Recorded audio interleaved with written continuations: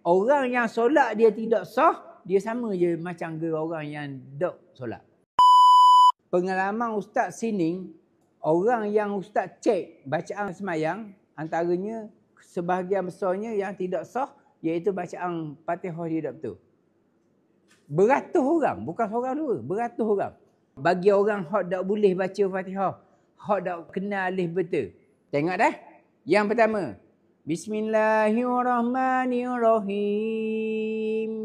Lepas ning and pula, nung.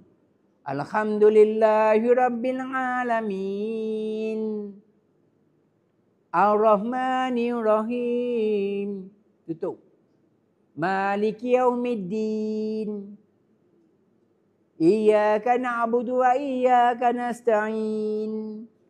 Lepas tu, ihdinas siratal mustaqim. Siratal ladzina an'amta alaihim. Ghairil maghdubi alaihim.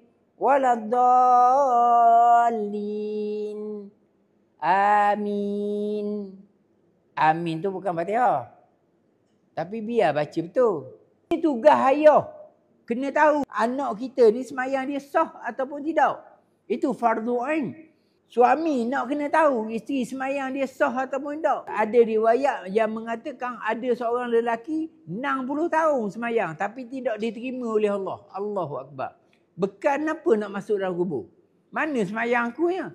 Orang yang solat dia tidak sah, dia sama je macam orang yang tak solat. Jadi kalau orang yang tak semayang, dia akan dimasukkan ke dalam neraka.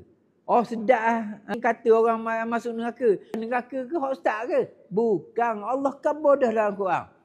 Ma salakakum fi sakar. Apa yang menyebabkan kamu masuk neraka sakar ni? Qalu. Qalu tu mereka berkata. Kata jamak. Nak khabarnya ramai yang akan jawab. Kalau kita ni orang yang tak semayang atas dunia, kita akan jawab. Duduk dalam neraka sakar tu. Qalu lam nakum minal musallin. Kami tidak termasuk dalam golongan orang yang menunaikan solat. Jagalah diri kita daripada azab Allah. Taatlah pada Allah.